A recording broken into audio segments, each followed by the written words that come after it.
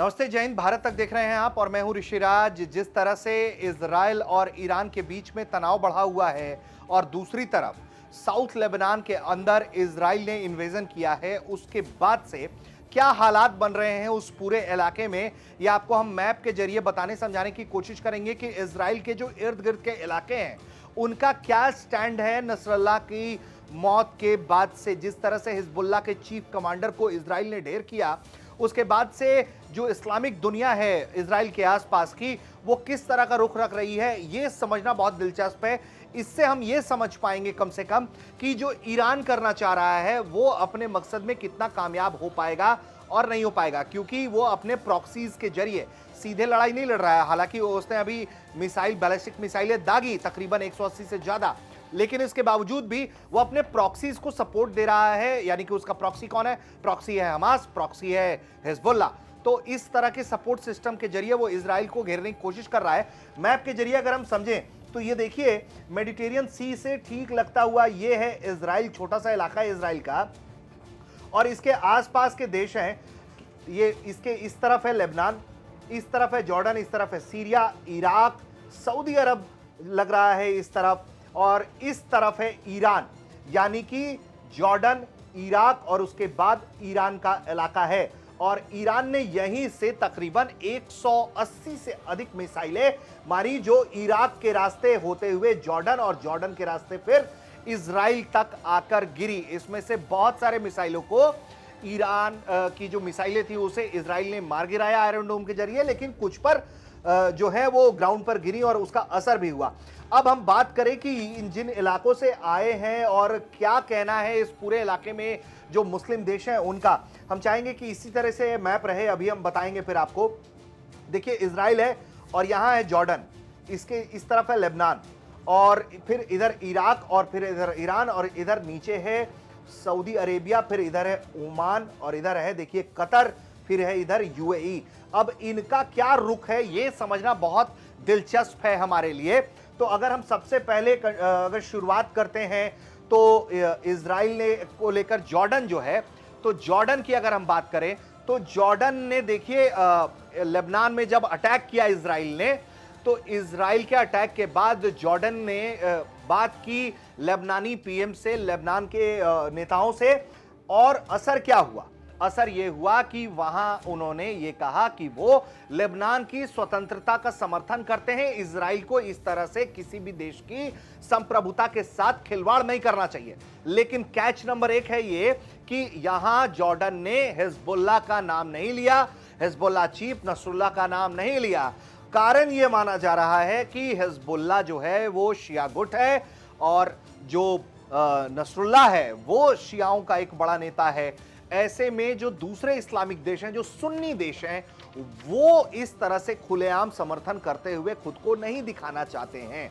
और यही वजह है कि जॉर्डन के अलावा जो दूसरे मुल्क हैं, अगर हम बात करें सऊदी अरेबिया की, बड़ा स्टेक होल्डर है सऊदी अरेबिया, इसके अलावा कुवैत बड़ा स्टेक होल्डर है, इसके अलावा यूएई बड़ा स्टेक होल्डर है, ओमान है। लेकिन इन देशों में से कई देशों ने, जैसे सऊदी ने तो बोला, बयान दिया, लेकिन उसने हिजबुल्लाह चीफ नसरुल्लाह का नाम नहीं लिया। यूएई तक ने किसी तरह का कोई बयान नहीं दिया, वो हमले पर चुप्पी साधे हुए है। कतर जैसा मुल्क है, ओमान है, ये सब बहुत ज्यादा नहीं बोल रहे हैं, चुप्पी साधे हुए हैं। हाँ, ये जो 6 देश है यहां पर, इनका जो संगठन है वो, उसकी तरफ से एक गल्फ कॉर्पोरेशन की तरफ से इनका एक बयान जारी हुआ। बयान में क्या कहा गया? बयान में यह कहा गया कि वो लेबनान की संप्रभुता का, स्वतंत्रता का समर्थन करते हैं, और इस वक्त जो सबसे ज्यादा जरूरी है वो ये कि वॉर रोक दिया जाए। लेकिन किसी भी देश ने नसरुल्लाह का नाम अपने बयान में नहीं लिया, जो शिया नेता है हिजबुल्लाह का नाम नहीं लिया। एक तरफ से ईरान जहां खुलेआम समर्थन कर रहा है, तो वहीं जॉर्डन जैसा देश है, सऊदी अरेबिया है, कतर है, यूएई है, ओमान है, ये वो देश हैं जो नाम नहीं ले रहे हैं हिजबुल्लाह का, और सिर्फ लेबनान की आजादी का, लेबनान की संप्रभुता का समर्थन कर रहे हैं और जंग रोकने की कवायद पर जोर दे रहे हैं।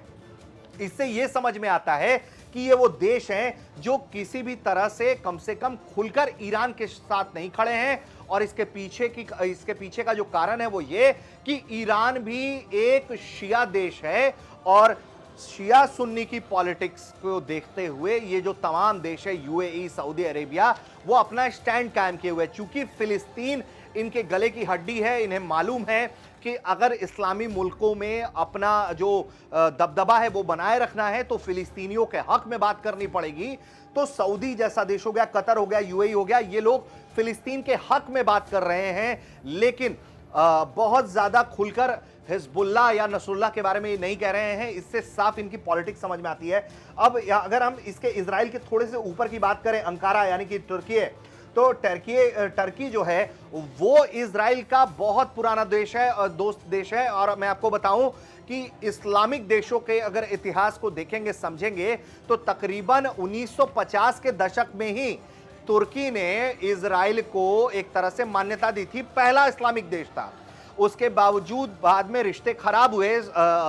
2000 के बाद से इजराइल और तुर्की के रिश्ते खराब हुए, लेकिन फिलिस्तीन के मामले में लगातार तुर्की जो है वो अपना समर्थन पैलेस्टाइन को देता रहा है, गजा को देता रहा है और इजराइल के खिलाफ रहा है। लेकिन इन सब के बावजूद हिजबुल्लाह का नाम कहीं नहीं लिया जा रहा है। और इसके पीछे की जो बड़ी वजह इस पूरे इलाके में मानी जा रही है कि कोई दबाव नहीं है हिजबुल्लाह चीफ के मारे जाने के बाद इजराइल के ऊपर, क्योंकि ये शिया सुन्नी की जो पॉलिटिक्स है उसका कम से कम इसको फायदा हो रहा है। ये हर किसी को मालूम है। इसके अलावा, इन देशों के अलावा बहुत सारे देशों का अपना गणित है और उस गणित में अगर हम दूर में आपको थोड़ा पाकिस्तान भी दिख रहा होगा, तो ये जो पाकिस्तान है वो आपका पूरी तरह से इजराइल के खिलाफ है, इजराइल को मान्यता नहीं देता है। इसके अलावा अगर हम बात करें तो अफगानिस्तान में जो मौजूदा शासन है तालिबान का, वो भी इसको मान्यता नहीं देता है इजराइल को और इजराइल के खिलाफ लगातार बयान जारी करता रहता है। फिलिस्तीनियों के साथ दिखता है अफगानिस्तान, लेकिन हिजबुल्लाह, नसरुल्लाह इनका नाम नहीं ले रहा है। और इसके पीछे की बड़ी वजह शिया और सुन्नी की मुस्लिम देशों के बीच की जो पॉलिटिक्स है वो समझ में आ रही है। तो कुल मिलाकर इजराइल के लिए इस वक्त जो है वो काफी ज्यादा राहत भरी खबर यह है कि बहुत जो दूसरे ताकतवर इस्लामिक देश हैं वो इजराइल पर इस वक्त नसरुल्लाह की मौत के बाद भड़के हुए नहीं हैं, शांत बैठे हुए हैं। अब ये आने वाली आंधी तूफान से पहले की शांति है या ये सारे देशों ने ये कबूल कर लिया है कि नसरुल्लाह को एक दिन मारा जाना था और इजराइल ने आखिरकार उसे मार दिया। आपको ये वीडियो कैसा लगा हमें कमेंट करके बताइए। देखते रहिए भारत।